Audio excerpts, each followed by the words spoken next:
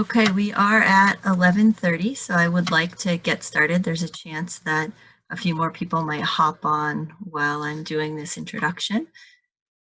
But for the sake of time, I would like to get us moving forward. Thank you all for joining us. For those who don't know me, my name is Naomi Wolcott-McCausland, and I coordinate Bridges to Health through UVM Extension. Bridges to Health is a health access program for immigrant farm workers, and we work across the state of Vermont. We often refer to ourselves as Puentes, and we're a four-organization consortium, which includes Bi-State Primary Care Association, the Open Door Clinic, Vermont Care Partners, and then the organization where I work, UVM Extension. And our work is funded through the Office of Rural Health Policy within the U.S. Department of Health and Human Services. And this particular webinar is part of our enhanced focus within Bridges to Health to address mental health among the immigrant farm worker community. I'm going to start with just a few housekeeping details before I introduce you to our fantastic presenter. We are still a pretty small group, but I would ask you to keep yourself on mute. I'm in a short minute going to unmute you all because I've proactively done that, but I'm going to unmute you. So then you will have the option of muting and unmuting yourself if you want to ask questions during the presentation, which we do welcome. We would just ask that you unmute yourself to ask the question and then mute yourself again. This webinar is being recorded. This will allow us to share this with other colleagues who are interested in the topic but unable to join us today. So please just be aware of that. We're happy to share this same recording with you as well if you want to have it or to view again or to share with any of your colleagues. As I mentioned, we do welcome questions.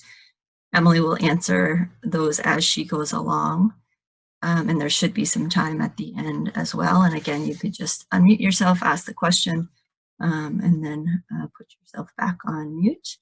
Certainly feel free to use the chat box for anything. You can send a message to me privately if something comes up or send a group message.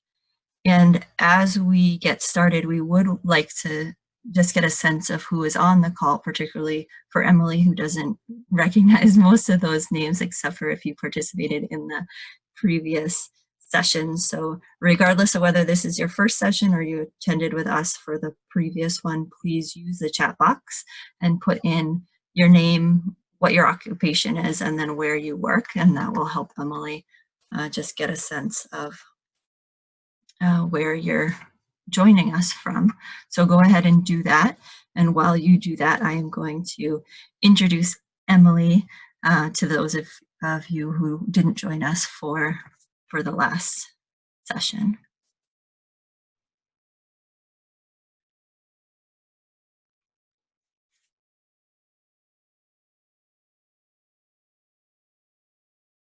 I'm not seeing any introductions yet, so please, hopefully people, oh, perfect, thanks, Brian. I know that makes me feel confident you can hear me, so keep introducing yourselves, and as I said, I will give you a little background on who Emily is.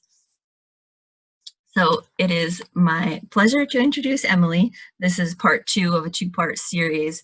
The overall series that we've been calling Culture, an Integral Part of Mental Health Services for Hispanics and Latinos. But as a side note, when we first sent this out, we were referring to the second training as Hispanic and Latino Trauma-Informed Service Providers. So you are in the right place. Emily Maynard received her PhD in clinical psychology from Fordham University. Her pre-doctoral internship was conducted at NYU Bellevue Hospital Center in New York City, and she completed rotations in medical psychology, substance abuse treatment, and Spanish language inpatient psychiatry. She received her undergrad degree in Spanish and Portuguese from Princeton University, and she minored in Latin American studies. And then she later was a Fulbright fellow to Brazil. She's bilingual in Spanish and fluent in Brazilian Portuguese. Dr. Maynard is currently employed as the staff psychologist at the University of California, Santa Barbara's Counseling and Psychological Services, and she specializes working with students with serious mental illness and students from immigrant, especially Latin American backgrounds. And she also provides Spanish language supervision to PhD trainings at USCB. So I am going to hand this off to Emily. You should be able to see the first slide of her presentation here. For those of you who are just joining us, please just make sure to write your name, your occupation, and where you work in the group chat to give Emily a good sense of where you're coming from. So Emily, thank you so much for joining us for this second session, and I'm going to hand this off to you. Great. Thanks, Naomi. Can you hear me? Sounds great. Great. Okay, well, I'm really excited to be back here. I hope that you'll find that this presentation that will go a little more in depth in the topics than we did last time. And I think it's just very relevant to talk about trauma-informed care for this population, given what happened this weekend in El Paso. So it just feels very timely. Thanks for putting in where people are coming from. It helps me keep in mind what kind of providers I'm speaking to. So after last session, I asked people to watch a video about the cultural formulation interview. And it would be great for you to be established. I think some people may have unmuted by accident, but I will just continue talking. So the first part of today, I'm going to go over the cultural formulation interview, just briefly how you might use it clinically. So the goal in teaching you about the cultural formulation interview is to provide a practical resource to mental health providers who are working with Hispanic and Latino populations. It's also very helpful when working with other populations. It also can help us think about cultural case formulations when we're working with Hispanic and Latino populations to keep culture in mind. And just a little background on the cultural formulation interview. This was included in the recent version of the DSM-5, which came out in 2013. However, it was the work of many different researchers over the previous 20 years since the DSM-4. And the previous DSM had included what they called an outline for cultural formulation that described a list of particular topics that should be included in a cultural case formulation, but didn't specify how to gather the information. So it was all dependent on if the clinician could ask certain kinds of questions and making sure the clinician knew what kind of questions to ask. And the advantage of the cultural formulation interview is that it's a semi-structured instrument tool. It asks these standardized questions that different people can ask of the same patient and with similar outcomes. And it can really help gather rich cultural data that's relevant for healthcare. So I would encourage people in different organizations that are working, seeing patients for intakes, especially in mental health settings, to think about incorporating all or some of these questions, because it can really add to how your patient is experiencing their problem. It accounts for the influence of culture in terms of how symptoms are manifested, in terms of help-seeking behaviors, and in terms of the therapeutic relationship. It can also enhance that therapeutic relationship and improve outcomes.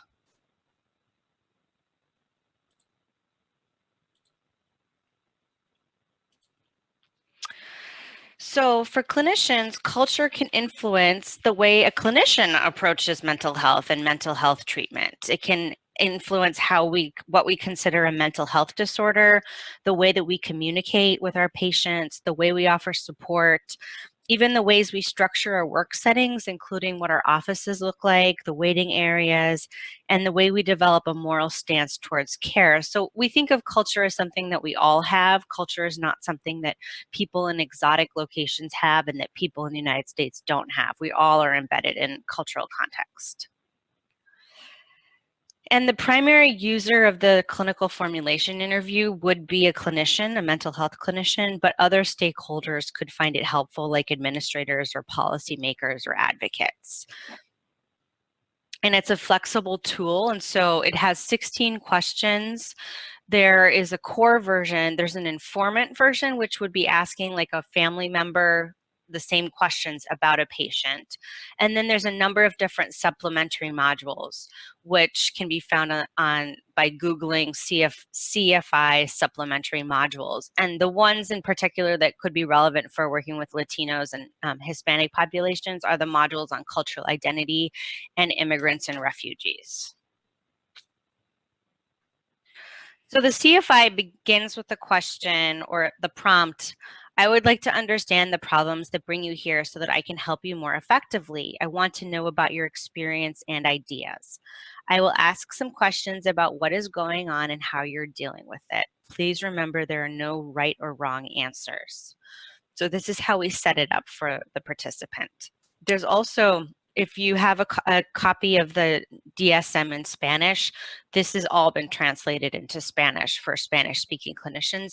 If you don't have a copy of that and you're Spanish-speaking and you'd really like to use this in Spanish, you could contact me and I can try to send you some photocopies of that, because I do have the Spanish version.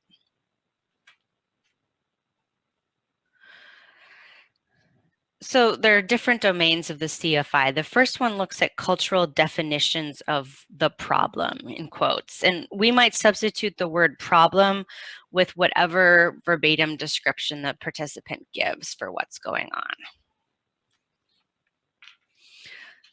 And so we start asking this very standard clinical prompt, what brings you here today? And then often patients have been socialized to give symptoms or a medical diagnosis. And so then we can ask them the question, people often understand their problems in their own way, which may be similar to or different from how doctors describe the problem. How would you describe your problem? So this is eliciting that very person-centered approach. And then we ask how they would describe problems to family members or others in the community. And then we ask what troubles you most about your problem. And you're encouraged, instead of saying problem, to put in whatever words they're saying when they say what brings you here today. So if they say, I'm feeling really sad all the time, or I can't stop crying, or I'm having I can't sleep, you would say, how would you describe your sleep problems or sleeping to them? The second domain of questions gets at cultural explanations of illness and how the person might relate their culture to symptoms and symptom severity, as well as expectations for treatment, previous experiences with care, and expected course of symptoms. And this can be particularly useful to attend to when you're working with patients who have dropped out of previous treatments or are considered non-adherent to medical or mental health recommendations. Sometimes it can be a matter of what is their cultural explanation of illness. So then we would ask questions about, why do you think this is happening to you? What do you think are the causes of your sleep difficulties? And we might hear spiritual or religious explanations here, like God is punishing me, or my neighbor cast the evil eye on me. And we even give this prompt that allows for people to bring in these kinds of explanations. We would say some people may explain their problem as the result of bad things that happen in their life, problems with others, a physical illness, a spiritual reason, or many other causes. So we're just normalizing that they can talk about these other causes. They don't have to stay within the biomedical model.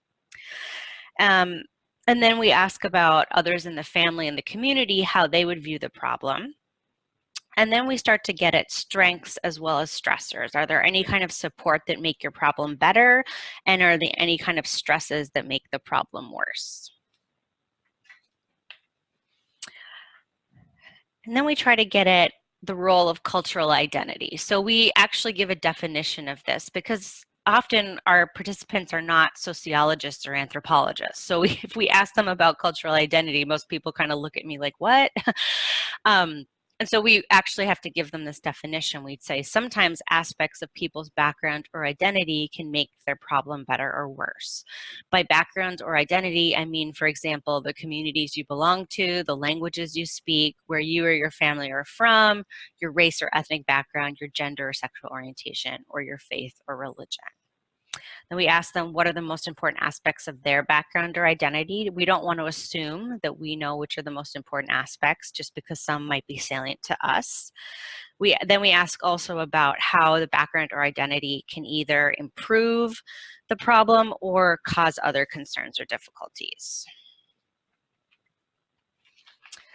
And then we get into some more specific questions about psychosocial environment and levels of functioning, stressors, and supports related to this.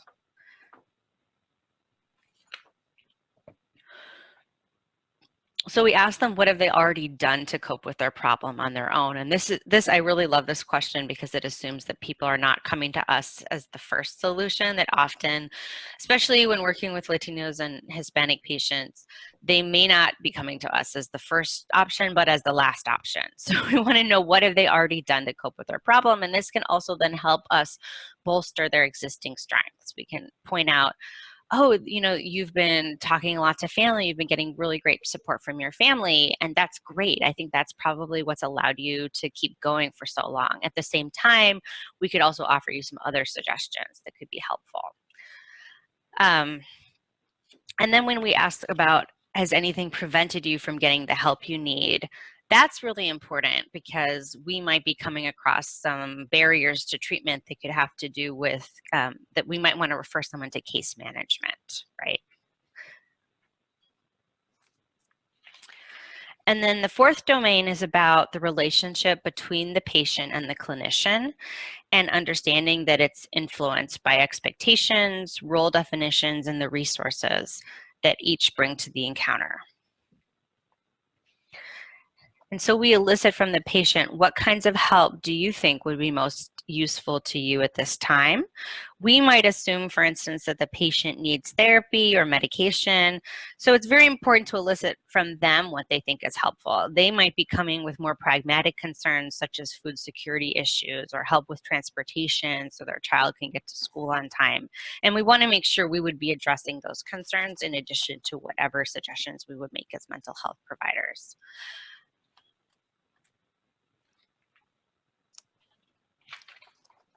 And then I love this last question about the therapeutic relationship, and I've started to use this question a lot in my work with students at UC Santa Barbara because we have a very diverse student population. And the question is, sometimes doctors, or the prompt is, sometimes doctors and patients misunderstand each other because they come from different backgrounds or have different expectations. Have you been concerned about this, and is there anything that we can do to provide you with the care you need?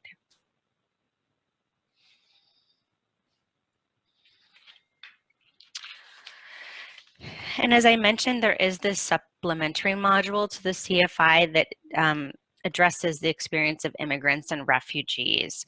And it provides important clinical information such as pre-migration difficulties, exposure to violence and persecution, migration-related losses and challenges, the ongoing relationship with the country of origin, as well as resettlement and future expectations. So refugees represent a subgroup of immigrants. Typically, they've involuntarily fled their country of origin because of political, religious, or ethnic prejudice, imprisonment, or armed conflict. And involuntary migration can present different clinical problems because often the person can't return to their place of origin. We should also consider the age of migration, the stage of development. And I'm not including all of the questions related to immigrants and refugees, but I have it in front of me. It's one page. You can Google it by looking up CFI supplementary modules, and it has 18 questions. So it starts out by saying, leaving one's country of origin and resettling elsewhere can have a great impact on people's lives and health.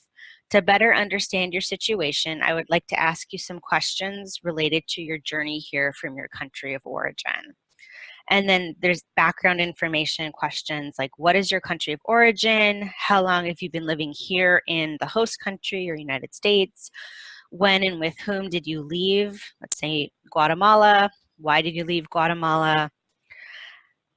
Prior to arriving in the US, were there any challenges in Guatemala that you or your family found especially difficult? And some people experience hardship, persecution, or even violence before leaving their country of origin. Has this been the case for you or members of your family? Can you tell me something about your experiences?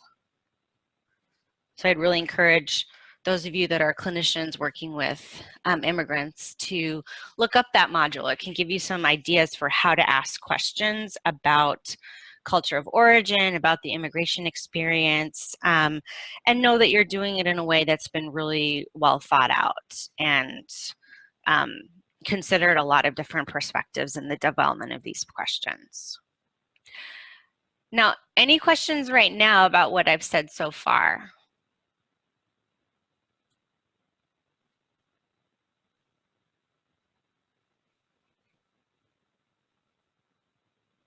You could chat or you could just unmute yourself.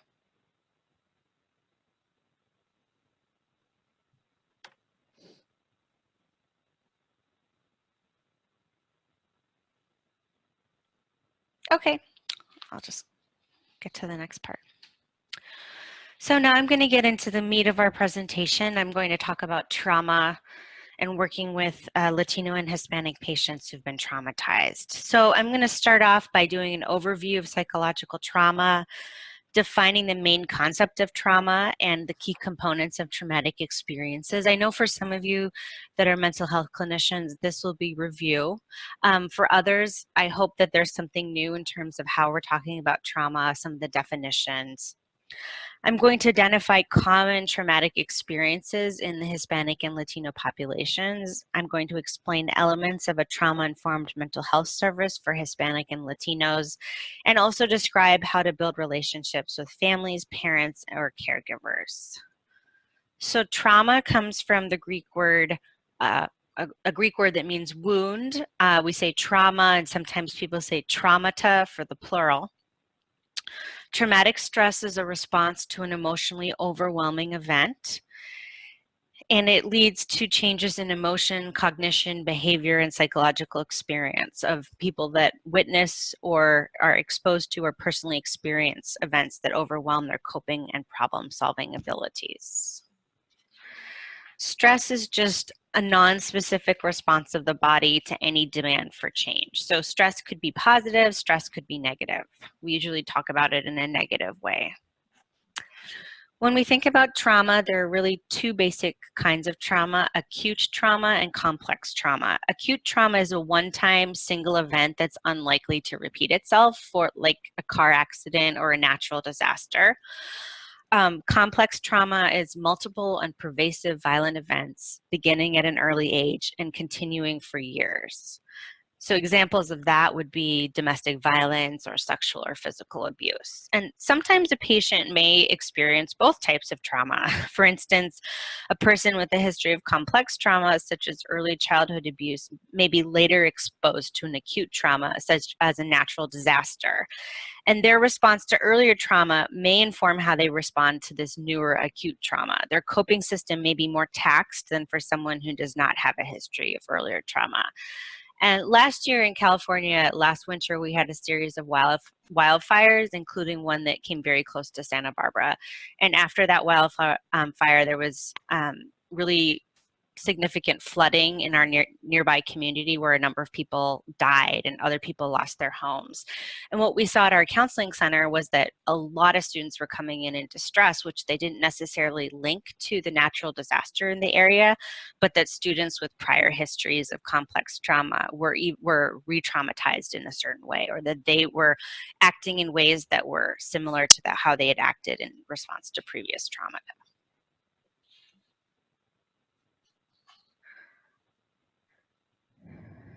So trauma is defined as something that's sudden and unexpected and perceived as dangerous. This can involve a threat of physical harm or actual physical harm. It leads to intense fear, and it overwhelms our immediate ability to cope. It also is defined as a loss of connection to ourselves, to our bodies, to our families, to others, and to the world around us. And this loss of connection can be hard to recognize because it doesn't happen all at once. It can happen slowly over time, and we might adapt to these subtle changes without even noticing them. And these would be considered the hidden effects of trauma, the ones that most of us keep to ourselves. We may simply sense that we don't feel quite right without ever becoming fully aware of what's taking place. So we may experience a gradual undermining of our self-esteem, our self-confidence, our feelings of well-being, and our connection to life. And psychological trauma can include feelings of helplessness, terror, and lack of control after being exposed to an event. For some people, reactions to a traumatic event are temporary, whereas others can have prolonged reactions that move from acute symptoms to more severe, prolonged, or enduring mental health consequences. For instance, PTSD or post-traumatic stress disorder, anxiety disorders, substance abuse, or mood disorders, and also may include reactions that become medical problems like arthritis, headaches, or chronic pain. Others don't meet our established criteria for post-traumatic stress or other mental disorders, but still encounter significant trauma-related symptoms or culturally expressed symptoms of trauma. For instance, somatization, in which psychological stress is expressed through physical symptoms.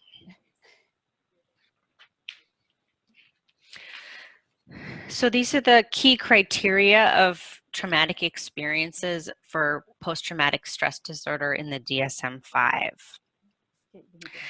And I'm not going to go over every single subcategory, but it's just important to know that someone has to have make a diagnosis of PTSD, someone has to have had exposure to actual or threatened death, serious injury, or sexual violence, and they can directly witness it directly experience it, they could witness it in others, or they could be repeatedly exposed to narratives of a traumatic event, for instance, among first responders or police officers, or even therapists who are working with highly traumatized populations.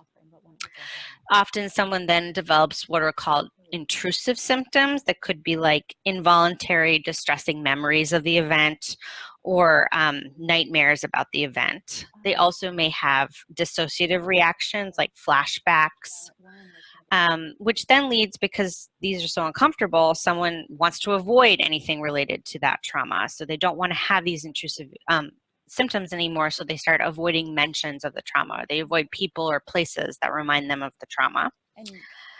And then these can, in addition to this avoidance, someone often develops what we call negative changes in cognition and mood. So this could be problems with memory, it could be negative mood state, lack of interest in the world and participation in significant activities, feelings of detachment or estrangement from others. And these symptoms really get at that lack of connection to the world that can happen after trauma.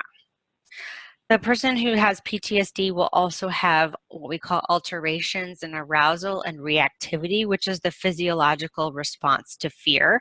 So they will tend to be on a heightened state of vigilance. They will have an exaggerated startle response. They will be hypervigilant, enter a room, start scanning it. They may be more irritable, and they may have sleep problems. So another diagnostic system, the ICD-11, is proposing another trauma-related disorder, what would be called complex post-traumatic stress disorder, that would account for situations in which a person has had chronic exposure to traumatic events. So complex, it's not that one-time acute natural disaster or accident. It's more like the person's been held in a state of captivity, they can't escape it, they are physically, emotionally, or sexually abused. The person is under the control of another person and can't get away from imminent danger. So some of the situations that can lead to complex post-traumatic stress disorder would include concentration camps, detention camps. We can think of the detention camps at the US border, prisoner of war camps, prostitution brothels, long-term domestic violence or child physical abuse, child sexual abuse, organized child exploitation rings. Another example would be like paramilitary or guerrilla groups in Central America being forced to participate in violent groups or else killed oneself. So that would be a situation in which someone was really held by another person in captivity, could not escape. It's also the situation of child soldiers.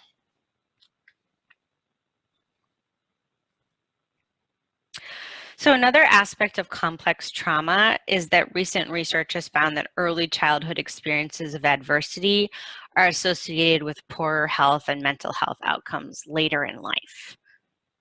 And this is a study that's called the ACEs study, the Adverse Childhood Experiences Study. It's been a long-term study that has shown this association between the number of acute or adverse childhood experiences with later health and social problems as an adult. So additionally, there could be epigenetic transmission of trauma and adversity due to stress during pregnancy or in interactions between mothers and newborns. Maternal stress, depression, and exposure to partner violence have all been shown to have epigenetic effects on infants. And we know that adverse childhood experiences can alter the development of neural networks and alter the biochemistry of one's neuroendocrine system. So these can have long-term effects on the body, including speeding up processes of disease and aging and compromising immune systems. So I'm not going to go over every question on the adverse childhood experiences scale.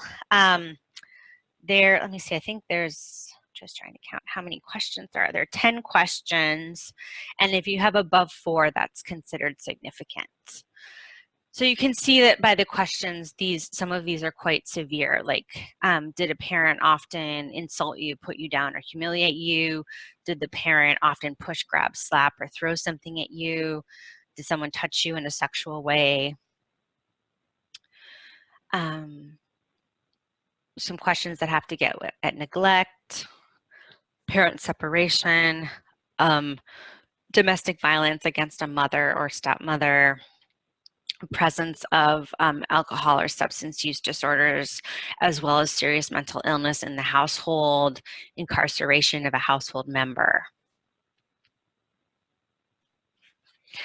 And these can be useful to use as a screener in your agency if you're working with traumatized populations. Sometimes if I'm working with a patient that has kind of vague somatic symptoms and we have some notion that they've had a difficult childhood, this can be a way for us to organize our thinking and our conceptualization about what exactly has been difficult for them. And sometimes just seeing the numbers of how many the person endorses can be quite telling.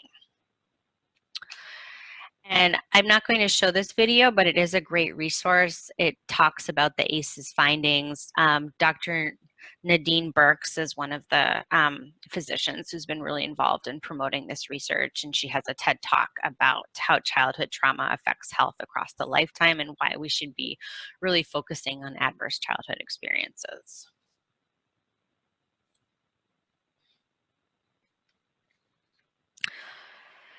So, key components of traumatic experiences that Hispanic and Latinos report can include domestic violence, trauma related to immigration experiences. So this could be experiences of detention, exposure to extreme temperatures, violence, hunger, anything really difficult that someone encounters on the way to getting to the United States.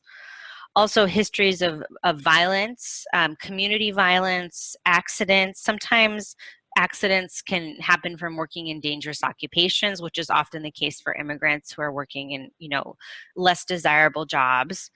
Also, in some parts of Latin America, there's not great safety infrastructure, and so there's more things like work accidents and highway accidents. Another aspect of trauma is just unexpected loss of a loved one. And regardless of the form, traumatic experiences can leave survivors with overwhelming feelings of loss, danger, and helplessness. Other experiences could be neglect, physical abuse, sexual abuse, emotional abuse, rape, man-made and natural disasters, and exposure to terrorism. And these experiences might be similar in other groups as well. They're not necessarily specific to Latinos.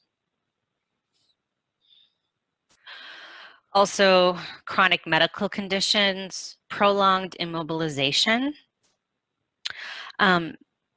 birth stress for both mothers and infants, being left alone for long periods, especially in young children and babies. This can be more common in families where parents are working really long hours or leaving children with people that may not be adequate caregivers. Also, exposure to extreme heat or cold can be traumatic, especially for children and babies. And I guess I'm curious about, for workers in Vermont, what's the impact on them of working in cold environments, especially for people that aren't used to that kind of extreme temperature, that could be experienced as a real hardship.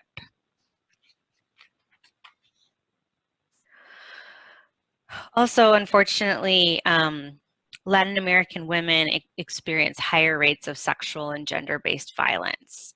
Domestic violence, there's also human trafficking across the region, femicide or killing of women, and violence against LGBTQ people.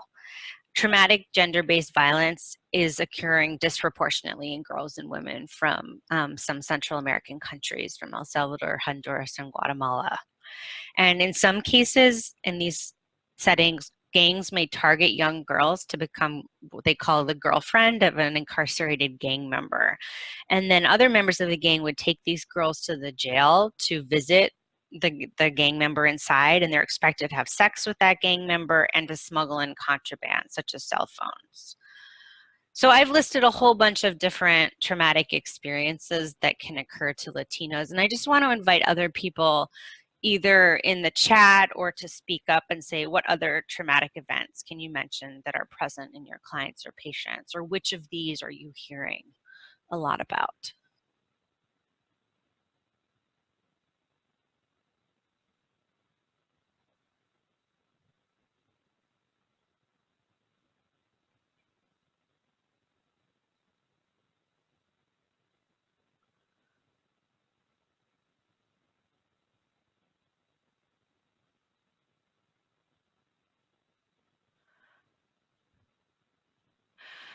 Okay, so Naomi said ICE detentions. Tell me a little bit more about that. We've had, well, I guess I could say just detentions in general, so, or being held captive, whether it's by a member of the Immigration Customs Enforcement, or even, we certainly see individuals who, when they're coming here, are being held by the coyote or whoever's been, who's brought them across the border, and then they're being held for ransom. Two very different experiences, maybe only similar in that they're captive. And I've heard of people who've experienced both of them too, who've first been held captive by a coyote and then have been detained. So that would be classified under what we would call a complex trauma, right? That kind of detention, that being captive to another person, lacking control over where you are or what happens to you. And that would predispose those people to having a complex post-traumatic stress disorder, or even the symptoms of PTSD if they don't meet the full criteria. Yeah, those are very significant. And then, of course, increased fear being in a border community in Vermont, and a physical presence of Border Patrol.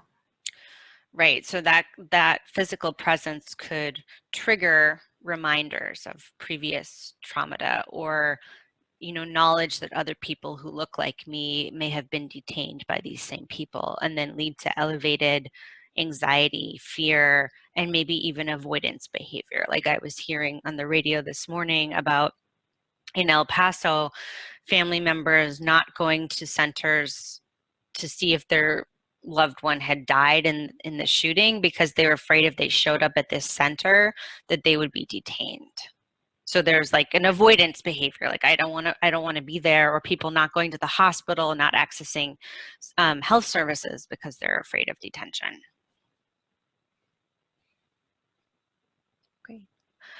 Okay, so Brian wrote extreme financial hardship, family separations, and alienation or recurrent racism on campus. Is that Middlebury campus? I guess so. Yes. Yeah, so that is actually similar to what some of the students I work with experience at UCSB, although we do have probably much higher numbers of Latino students here than at Middlebury. But all of these extreme financial hardship, yes, so that's the person who's just worrying from day to day, am I going to have enough to eat? Can I pay my rent? We wouldn't necessarily say that's a trauma, but it would contribute to the stress that they're experiencing. Family separations are extremely stressful and can be traumatic, especially for young people who don't know what's happening to their parents or if they'll see their parents again.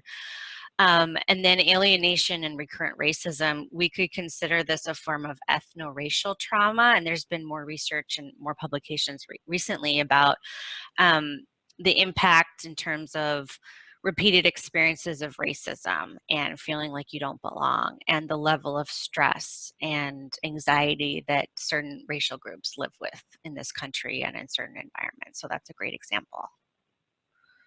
Great. So I'll just move on to the next slide. I'm going to give a case example of sexual violence in Guatemala. So I'll read this through. Lorena is a study participant from Guatemala City.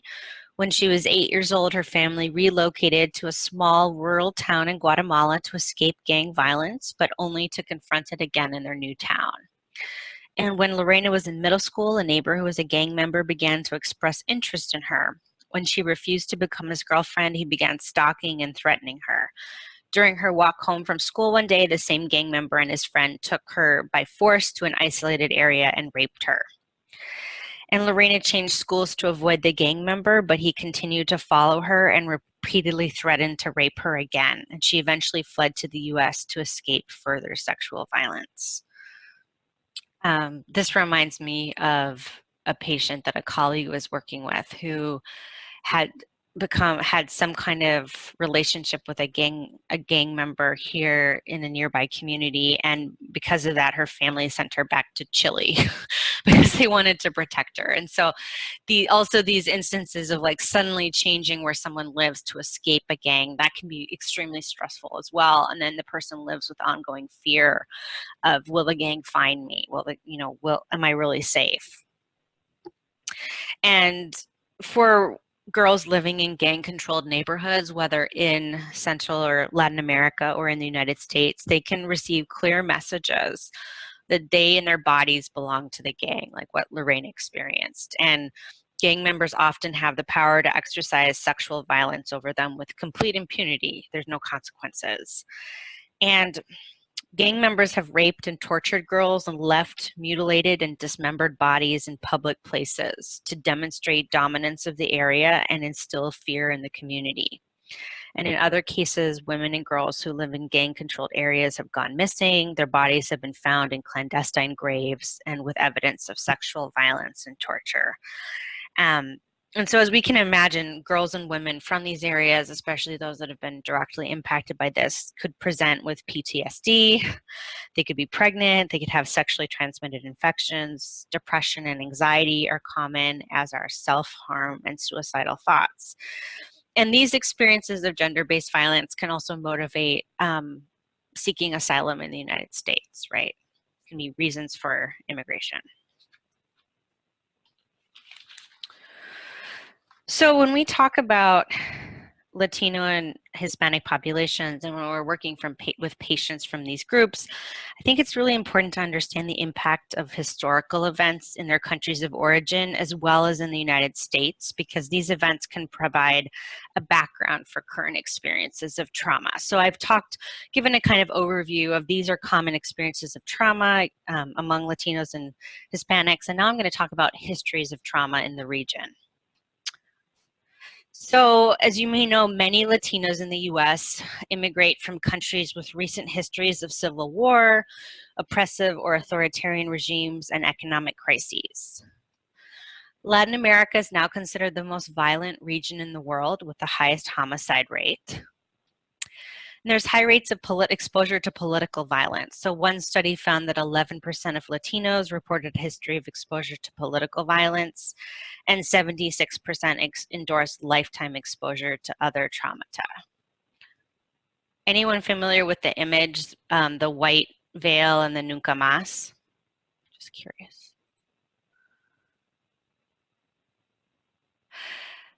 This was a human rights-based group in Argentina that was advocating for rights of family members whose relatives had been supposedly disappeared under the dictatorship. And they said, we want this to never happen again, nunca más. Oh yeah, Christian said Las Madres. Okay, so the Las Madres de Plaza de Mayo in Argentina. Great. But I include that just to really hone in on these histories of political violence across the region. So this map shows the deeper red the color of the country, the more violent the country. So the higher the homicide rate. And you can see visually that Central America and South America and parts of the Caribbean have the highest homicide rates worldwide. So when we think about trauma and history in Latin America, current things that are influencing traumatic experiences include ongoing drug trafficking or narcotráfico in the Andean region and in Mexico and Central America. The hard line on immigration by our US government, including detention of children and families at the border and deportation of long-term undocumented immigrants. The collapse of the Venezuelan economy and political system, which has been ongoing for a long time now, but has really reached like a fever pitch this year. The death in 2016 of Fidel Castro, although Cuba's continuing under a communist regime, there have been some changes. We don't really know what's going to be happening in terms of Cuba in the coming decade. In both Argentina and Brazil, there have been economic crises that have lasted through the present. In Argentina, it started around 2002. In Brazil, it started in about 2014.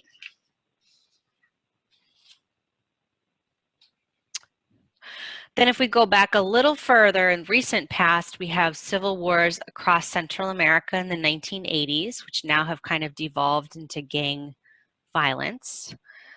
Castro's Cuba from 1959 to the present. Authoritarian dictatorships in Chile, Argentina, and Brazil in the 1970s and 80s, as well as other countries across the region. And often there's been United States support of non-democratic regimes in Latin America. We go even further past, we have two notable wars in Latin American history of the Mexican-American War of 1848. Mexico was going through inner turmoil, and the United States and Mexico began engaging in a conflict. US troops got as far as the Mexico City and invaded Mexico City, and Mexico capitulated and handed over territories that are now the states of California, Nevada, Utah, Arizona, and New Mexico. So including the area where I live in the United States. And there's very different history of Anglo-Latin relationships in the Western United States in these regions that were previously part of Mexico, and even before that were Spanish, then in the Eastern or Central part of the United States. And then also of note is the Spanish-American War of 1898, in which Spain lost and handed over several possessions, including Puerto Rico, which is still a US territory, or some call it a colony, the Philippines, which are now an independent country, but the United States ruled the Philippines for a good number of years in the early 20th century. And then also Guantanamo Bay became a United States possession, which is why we have a military base in Cuba. And if we go even longer ago, we probably all can remember some history and learning about European colonialism, not just in Latin America, but also in North America, resulting in the forced labor and conquest of indigenous communities, the widespread enslavement of Africans, and the development of extractive economic systems, which are similar to what we developed in the American South. They were based on large-scale production of commodities, usually reliant on enslaved labor. Commodities like sugar, cotton, rubber, bananas, and gold. And this is just a picture that I have of one of the conquistadors' palaces in Cuernavaca, from early in that period of conquest. So some of you may have heard of the term intergenerational transmission of trauma, and this is related also to epigenetic studies of how trauma can be genetically transferred from, or epigenetically transferred from a mother to an infant. But we can also think of the impact of coming from a society that has had many experiences of trauma on a societal level. And this should make us ask the question, if you're coming from a society where there's been a dictatorship and there's been heavy police control of the populace, what is psychopathological? Like, is paranoia pathological or is paranoia adaptive? And we might want to consider, does this come from a history of living in an oppressive police state, like in Chile or Dominican Republic? I've seen a lot of patients from the Dominican Republic who appear paranoid, but it probably makes sense in the context of where they were, what it was like when they were growing up. We also might want to consider how anxiety or panic or nervios are expressed in the context of current immigration policy and raids on immigrants across the United States. That yes, these are individual manifestations of distress, but they're occurring in a cultural context, in a political context, where it makes sense that people would be anxious and would panic.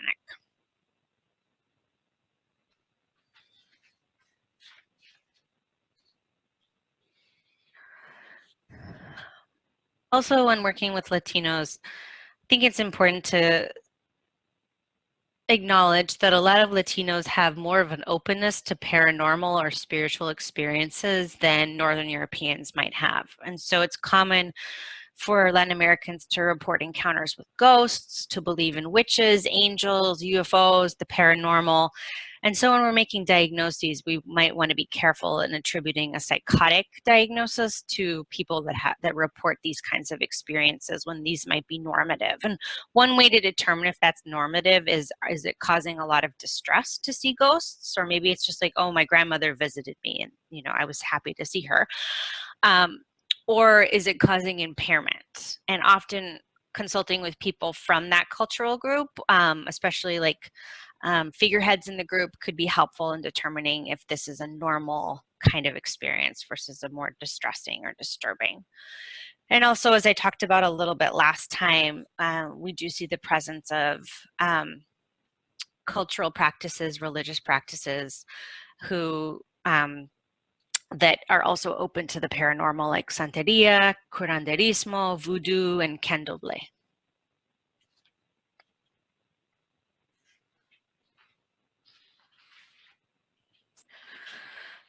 Another thing to keep in mind is that Latin American cultures tend to place more importance on the past than white American culture does. So white American culture is very present and forward oriented. We can also see this manifesting, for instance, in a lot of discussions about reparations towards African Americans, that a lot of white Americans tend to respond with, well, that happened in the past, let's focus on the present. Whereas for other cultural groups, like for African Americans, also for Latin Americans, the past still feels very present. Of course, our patients don't leave their past at the border, so it's important for us to make space for talking about the past and about one's home country and immigration story in psychotherapy. And when we can do it, continuity in language can allow for greater continuity with the past.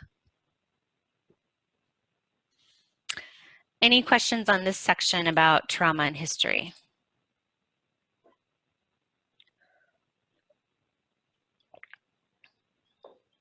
Are these things that you keep in mind when you're working with Latino patients, or is this kind of a new way of thinking, grounding the clinical encounter in the historic?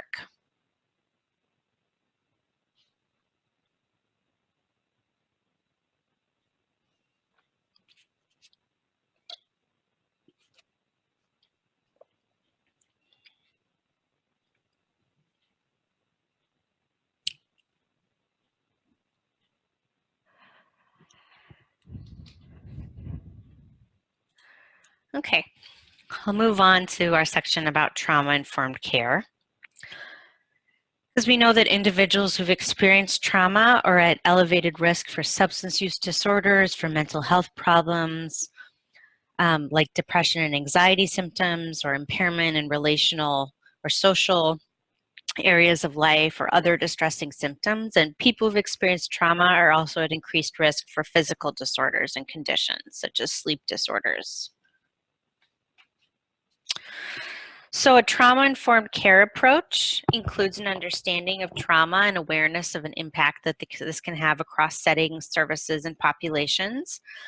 And it involves viewing trauma through an ecological and cultural lens, which is in part why we talked about the history, and recognizing that context plays a significant role in how individuals perceive and process traumatic events.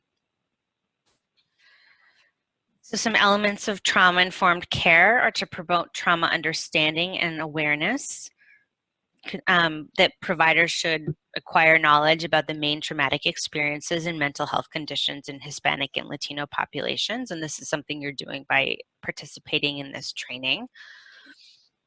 I'm going to talk briefly about intimate partner violence among Hispanic and Latino women, because Hispanic women living in the US experience more intimate partner violence, or IPV, than any other racial group. There may be a lack of access to services. Socioeconomic status can be a risk factor for IPV, or low socioeconomic status. There can be fears of reporting IPV due to immigration status.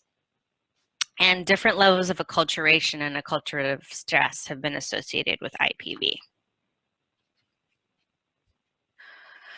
So some variables that can contribute to Latinas' vulnerability to gender-based violence include economic factors, immigration, anti-immigrant environments, as I said, acculturation and acculturative stress, and other sociocultural factors. And anti-immigrant environments that have been created by our strict immigrant enforcement policies have impacted a lot of Latino communities. And this can have the impact in terms of Latino women who are affected by IPV may not want to report that to authorities. They also have, Latino women have reported increased rates of harassment, including reports of being followed by strangers, called derogatory words, and discrimination at work. And fear of immigration enforcement was identified as a barrier to reporting or help seeking by 78% of respondents in a national survey.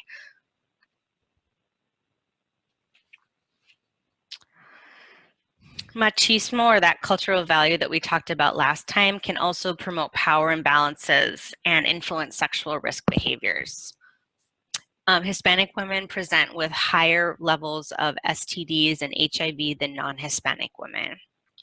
But self-esteem is found to be a protective factor for Latinas, and women with high self-esteem are less likely to stay in an abusive relationship, which makes sense.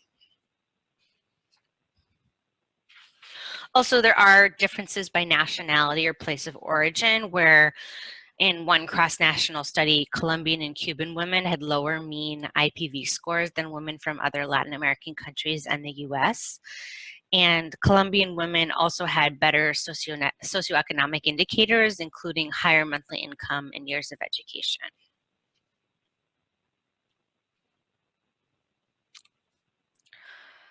So as we've already talked about, some traumatic symptoms in Latino communities can be expressed through somatic symptoms.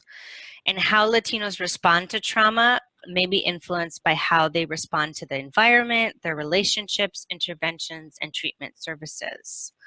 Most providers will know that clients can be affected by trauma, but using universal screening tools can provide a reminder to be watchful for past traumatic experiences and their potential influence upon a client's interactions and engagement with services. So universal routine screenings such as the ACEs or PTSD inventories can help guide treatment planning and alert staff to potential issues, and can also help clients increase their awareness of the impact of trauma. Like when one of my clients looked at her ACEs score and it was like 8 out of 10, she's like, wow, I didn't realize like my childhood really was that difficult. And it can also help for some buy-in of why we should be talking about trauma in treatment.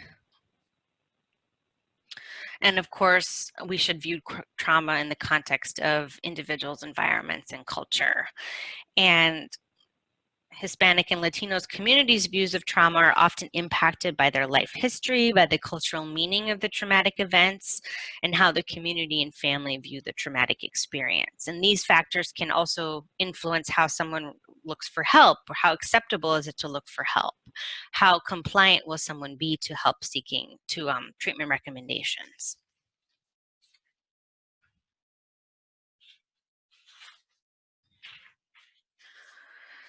So some elements of trauma-informed care.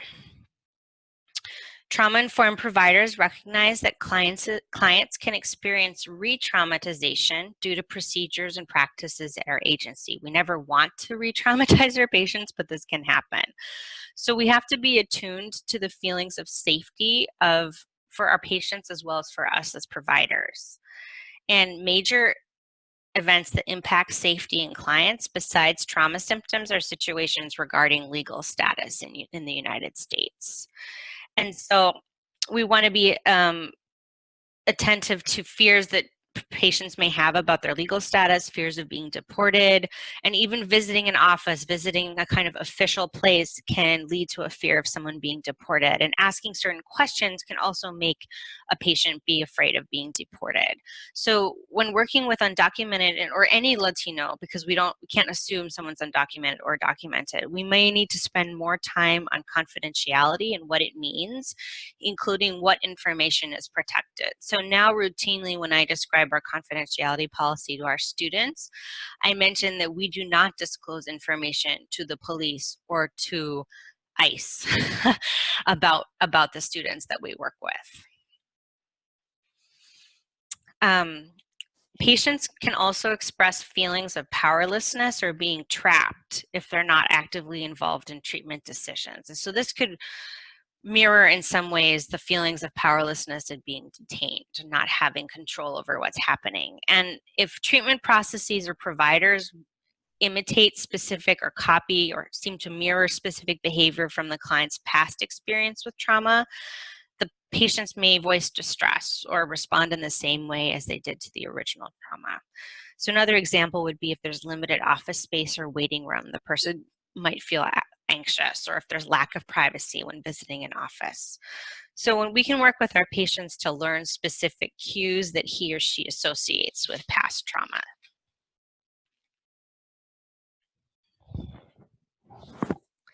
We can also obtain a good case history, maintain supportive, empathic, and collaborative relationships, which we try to do anyway, encourage ongoing dialogue about what's helpful, what's not helpful, and provide clear messages of availability and accessibility throughout treatment.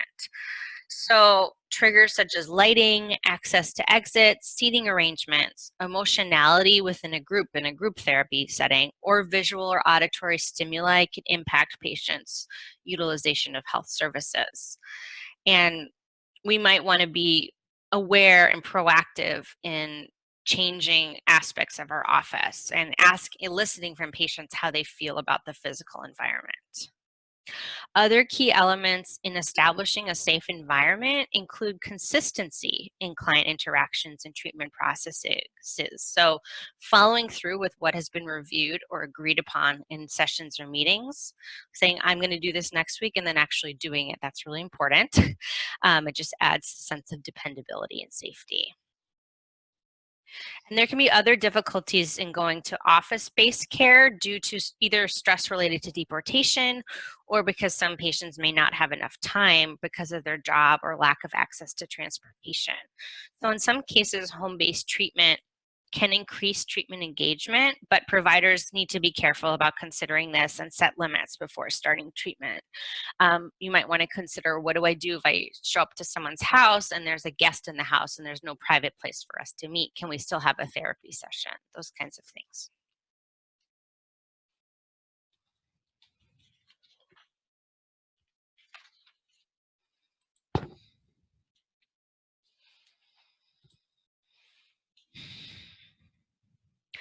So when providing trauma-informed care, we want to help our patients identify recovery from trauma as a primary goal. And there may be difficulties among Latinos in identifying traumatic experiences as traumatic or because they don't want to talk about it.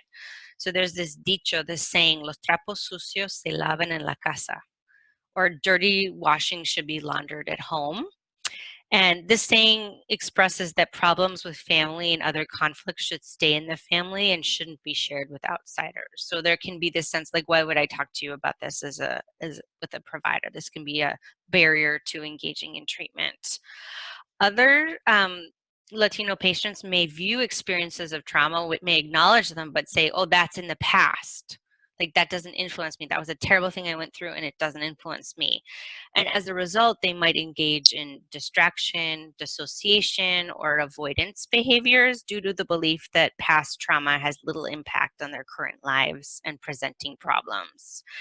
And even those patients that may be very aware that they had a trauma in the past, that it's had an impact on their lives, they might struggle to connect how those past events are continuing to shape their choices or their behaviors or the emotions.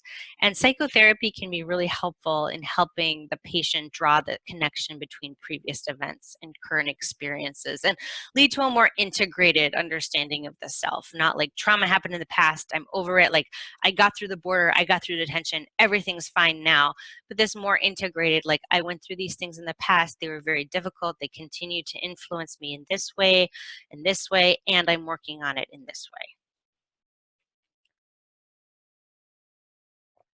way. And by taking our time to engage with our patients and understand the ways that they've perceived or adjusted to or responded to traumatic experiences, we're more likely to project the message to our patients that they already possess valuable personal expertise and knowledge about their own problems. So this would be a strength-based approach that shifts the viewpoint from the provider knows best to the more collaborative, together we can find solutions. And I think the CFI is really helpful in this regard in terms of focusing on what's already been helpful from that the patient's done, what's been helpful that their community brings to it, or their cultural values.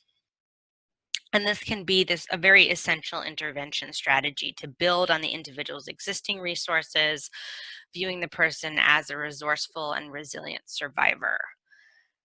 Because most people that have experienced trauma have developed strategies and behaviors to adapt to the consequences. And some of these behaviors can be effective over time, but others might eventually produce difficulties and disrupt the healing process. So we want to be cautious of saying, oh, you shouldn't dissociate, or, this isn't a good way to respond, and more take the approach of more, well, that worked really well for you in the past, and now it seems like it's causing you some difficulties and you want to learn some other ways of coping. And this is a little bit in contrast to how traditionally mental health providers have focused on presenting problems, on risk factors, and in symptoms, trying to prevent negative outcomes and increase functioning. But what I'm suggesting here is to focus more on strengths and to cultivate the more indigenous or already existing forms of coping. And we should also acknowledge that there are lots of differences among Latin American cultures pertaining to trauma, and there are different cross-cutting factors that can directly or indirectly influence the attitudes, the beliefs, the behaviors, the resources, and the opportunities within a given culture. So I'm just thinking of cultural differences, both Chile and Argentina, and also Brazil, but I'm just going to talk about Chile and Argentina, were under dictatorships in the 70s and 80s. And following the dictatorships, there have been very different understandings of what happened in the dictatorship in both of these countries. And in Argentina, the dictatorship ended with after the Falklands War, where Argentina lost the Falkland Islands to the United Kingdom. And it was kind of a disgraced ending to the junta, where people were like, this didn't work, and they lost the Falklands or the Malvinas. And then there was a lot of national, like, looking at what had happened, looking at the trauma, looking at the torture and the detentions and the disappearances on a national level and in the media. And I think what I noticed living in Argentina was a lot more open acknowledgement of the trauma of the past and saying, like, never again will this happen. In Chile, there was a very different ending to the Pinochet dictatorship, which was a longer lasting dictatorship. It was there for 19 years. A lot of people viewed it as a good thing for the country. It was associated with more political stability and economic growth, a lot of economic growth. And so it was very common in Chile for people to be very divided, even within a family, about whether the dictatorship was a good thing or a bad thing. And I think that this can influence how people in different countries then experienced the trauma of dictatorship, those people that were detained. Because if you're living in a setting where the majority opinion is this was a bad thing that our country went through, it shouldn't have happened, versus another place where half of the people are saying, no, it was worth the sacrifice, there could be very different responses or willingness to talk about past trauma. So here are some things to consider when we want to engage families into child mental health treatment. So research has found that even among those who are receiving mental health treatment, minority children will make fewer mental health treatment visits and receive less adequate mental health treatment than white children. And some family level factors that can impact service engagement could include family poverty, single parent status. That can involve, that could just mean there's only one parent to bring the child to appointments. There's no one to look after the other children. It can be parent and family stress levels, effectiveness of parental discipline, and whether parents actually receive the type of child mental health services that they prefer, and family cohesion and organization. So when engaging Hispanic and Latino families, these are some strategies in calling and making contact. One is in terms of initial telephone contact strategies. I would suggest introducing yourself first and telling about the reason of the call. I have had numerous experiences where I've called a family, a Latin American family, and asked to speak to someone without introducing myself first. The family was suspicious, wanted to screen the call, wants to know who I am, and sometimes has even hung up on me. So this is related to fear of immigration or deportation, immigration authorities. And so, I think our standard would be like, ask for the person and then talk to the person. Like, I'm only going to tell this person because of patient confidentiality. But in some situations, we may consider that approach wouldn't work as well as saying, like, I'm calling from this agency. And oh, okay, it's the doctor, it's la doctora or something, they might say. And then you should also let someone know quickly about the reason of the call. And when you're scheduling an appointment, whether it's at school-based appointment or home-based or in the office, explain the reason of the appointment. This may seem obvious, so it's just a reminder. Use telephone reminders, use text messaging reminders. And then when engaging with Latinos, let's try to turn on the charm. Use your personalismo, smile, say something positive about the adult or caregiver and the child. Ask if they need anything before a session, like water, do they need to go to the bathroom?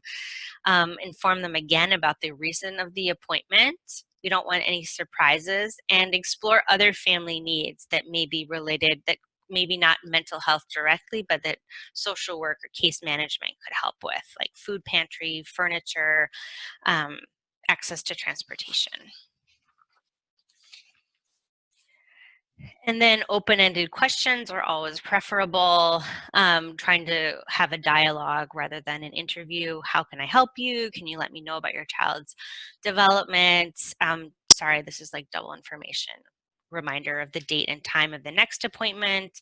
And also agencies can create special events such as movie afternoons or potlucks or games day or like field trips to local places to try to encourage a more community feel.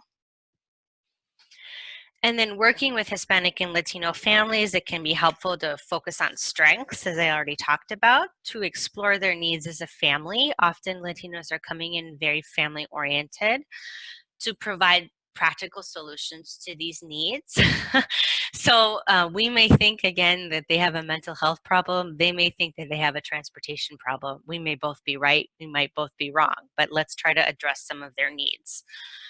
Also, if you can provide handouts and consent information in their native language. I don't know if you could really get consent if you're not doing it in the native language, right? Like if someone doesn't understand it, it's not really consent.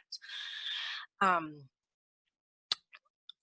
Create goals, but break them into smaller steps. This can really help with feelings of self-efficacy. Oh, you reached this small goal. It's not that we have to be working on the big goal all at once. And then just as part of your agency, you should create surveys to identify needs and what patients want to improve upon.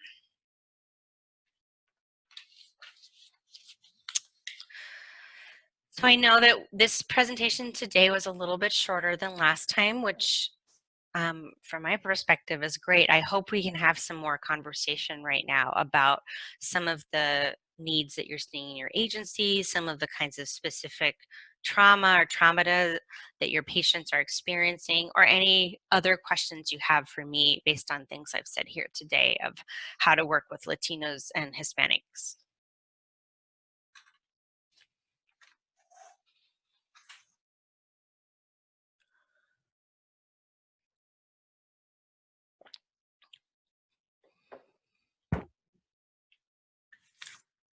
So Emily, one thing that stood out to me that I was hoping you could speak a little bit more about was this idea that the current political context could cause stress, anxiety, and because of the context, maybe would be considered a normal response um, to someone who's maybe experienced either themselves or within their family a detention. And so there's this kind of ongoing fear. So how do you then approach working with someone if they also identify, well, I'm feeling this way because of the political context, not because I'm suffering from a mental health issue?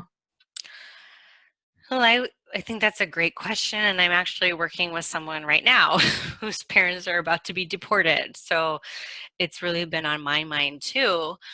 Um, and I think what I've done clinically is really helped her to focus on some of those political issues as well as her personal response and trying to give her the framework. And I'm fortunate I'm working with a college student who's like interested in sociology, and able to bring in some of that political awareness or that social awareness with her. But I think what is helpful is just normalizing. Like, of course, you would be experiencing fear and distress in this situation.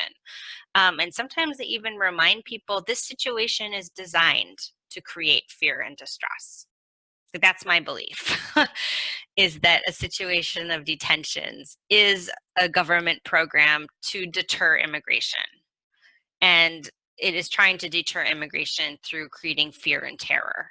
And that's the purpose of it, right? So it's working. Like it's creating fear and terror. Um, and sometimes just contextualizing it like, yes, you're supposed to have this response because your family is being torn apart. This is a human rights issue.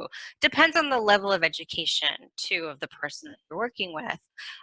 But both I mean, this can be in a response to the context, but it can also, they also may be developing true panic disorder. They may start having panic attacks, and then it is panic disorder. And then if it's like recurrent unexpected panic attacks, and then we would want to, use some of the standardized treatment for a panic disorder. We don't want to just say, oh, this is just in response, like this is all happening because of the situation, therefore we can ignore it. Like that's also not what we would want to do. And I think also when working with Latinos, because of the history, like historical trauma that's happened within these communities, the current situation can bring back reminders of previous experiences in oppressive regimes, for instance, previous experiences of being targeted or having family members targeted in Guatemala, in El Salvador, in Mexico for involvement in political groups or for some kind of aspect of group membership. As well as if someone has a previous history of a mental health disorder, if someone has a previous history of anxiety or depression, then probably their response to news that they could be deported or someone close to them could be deported, their response will be exacerbated. They already have that vulnerability towards mental illness. Is this helpful, Naomi? Is this the kind of question is that kind of the answer you were looking for? Yes, thanks. That was helpful. Hopefully other folks will chime in with other questions they might have.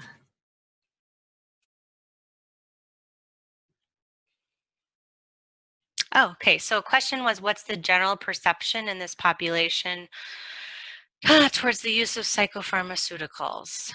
It's hard to generalize. But if I were to generalize, I would say that there is the sense that medication should be used only for the most serious cases, and that if I'm using medication, it's because I'm crazy. So there's a lot of stigma around medication, but at the same time, there may be people that are using herbal supplements, are going to curanderos and getting some kind of herbs. I work with a psychiatrist here who has found that sometimes, not just Latino patients, but she has mentioned this with Latino patients, that they could be focused on what's natural. And so they tend to think like, oh, the herb is natural. These like plants are natural. And so she as a psychiatrist will say like, emphasize that these are natural. Like everything comes from nature. I don't know exactly how she spins it. But I think the general perception is like this would be used in extreme situations. And so there is more reluctance to try medication, even for things that it's commonly used for, like for ADHD in children. I've seen Latino families be very reluctant to try medication and, preference for behavioral treatment. So often when I'm working with Latino patients who are depressed, for instance, I will start out by describing their options for treatment and saying that, research has shown that a combination of therapy and medication can be the strongest form of treatment. However, some people get better just with medication, some people get better just with therapy. You're here because you want to start therapy. Would you be interested in also starting medication at this time, or do you want to wait and see? And often they want to wait and see. They want to try therapy first, and that's great. I do a wait and see approach.